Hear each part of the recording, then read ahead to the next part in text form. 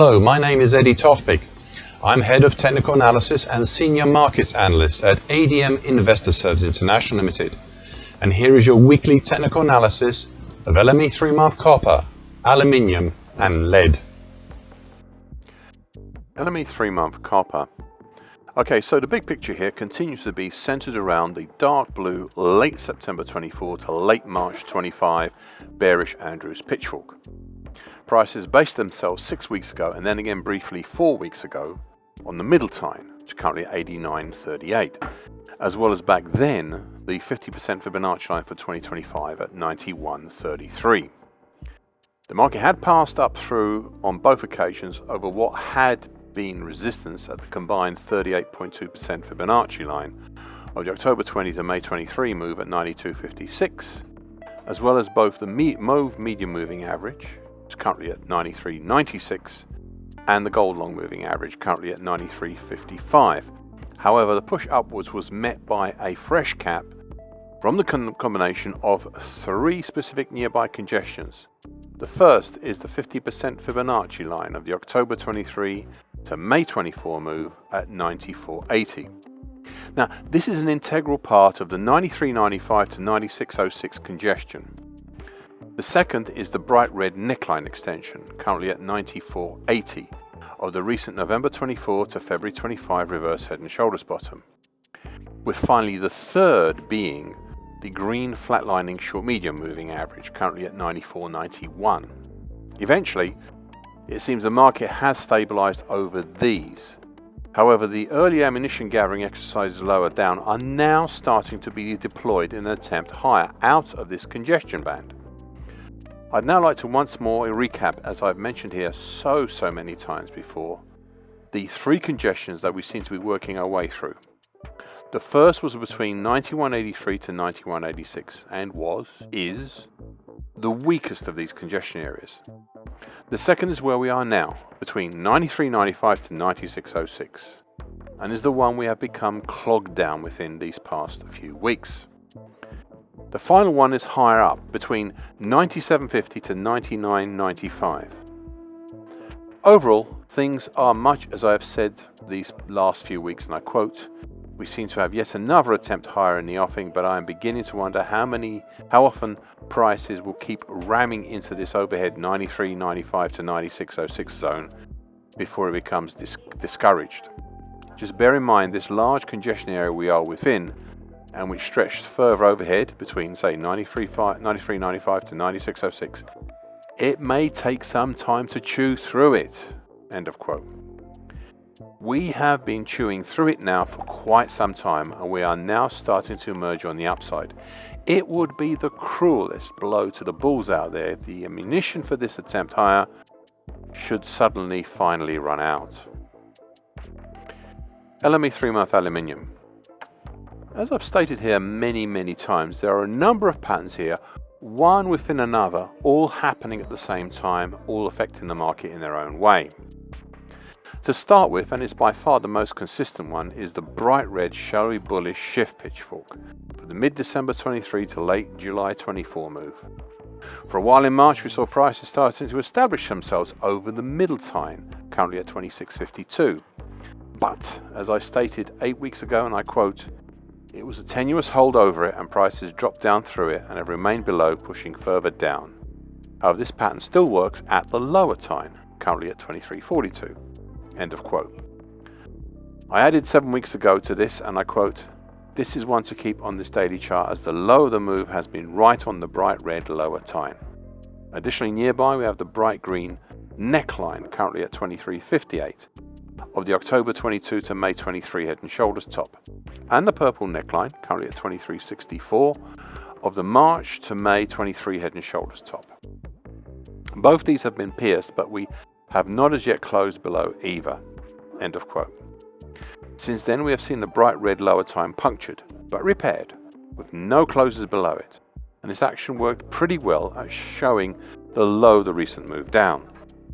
The bright green neckline was breached with only one close below it, and the purple neckline was reached with two closes below it, but one of those was barely below.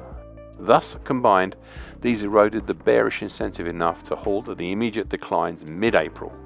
basically in between the bright red lower time below and the bright pink lower time above, was above, currently at 2440 of the breached and now possibly looking to be repaired. Bigger, much bigger and much longer term, November 2015 to April 20, bullish Andrews pitch hook. From late April to date, we have seen a number of attempts at piercing higher through the significant 50% Fibonacci line of December 23 to May 24 move, including today. That is at 2454. I referenced this 50% Fibonacci line because I did say 9 weeks ago, prior to all of the big moves down, that, and I quote, "In truth, I could see any significant move down carrying on till the 50% Fibonacci line of December 23 to May 24 move at 2454. End of quote. Thereby noting its importance. Okay, so looking back 5 weeks ago and ever since, I said, and I quote, "Right now I'd say the market is contemplating one of two actions. To either treat this as a potential bearish half hesitation move, or do what it did back in July and August last year at approximately the same levels and turn back upwards." I'm watching prices and their reactions to the overhead pink lower time and the bright red lower time below. And I'm also on the watch out for any false breaks as well. End of quote. 2 weeks ago, we saw an attempt higher that ended up being capped by the combination of the declining green short medium moving average, currently at 24.98, and the 50% Fibonacci line for the whole of 2025 at 25.18.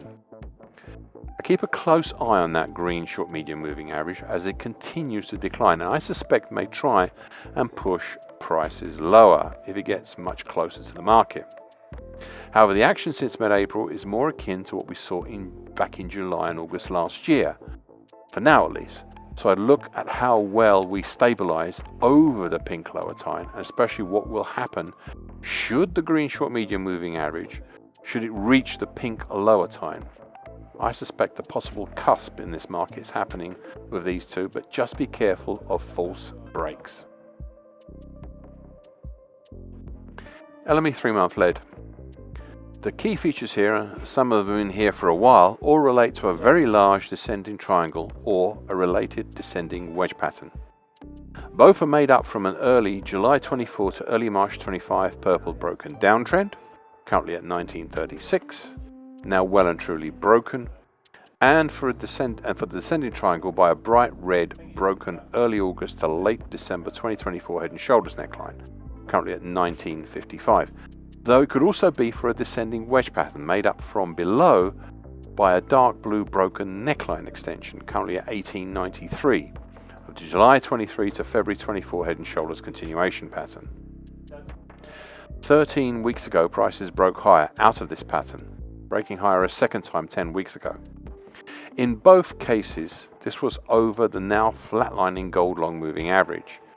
Back then, as it was then, it's currently at 2011, but they both peaked at or just under the December 2024 high at 2103 before turning lower. In the whole process, the market made a small March-based double top pattern, even Adam type, and turned lower, achieving all the targets on the downside during April. This move lower tied in with something I'd seen for the past few months, the possibility for the action since the start of December last year, setting up to make an ascending scallop pattern. I even suggested 6 weeks ago, and I quote, "The market may try down towards the lower levels, but then turn and go for the topside targets." End of quote. Thus, to recap all this recent action, we've created over March and very early April both an ascending scallop pattern and a double top pattern, and a subsequent follow-on lower. In early April, prices broke down through the bright red neckline and a dark blue neckline, such that we can now regard the move higher over March and early April as a false break.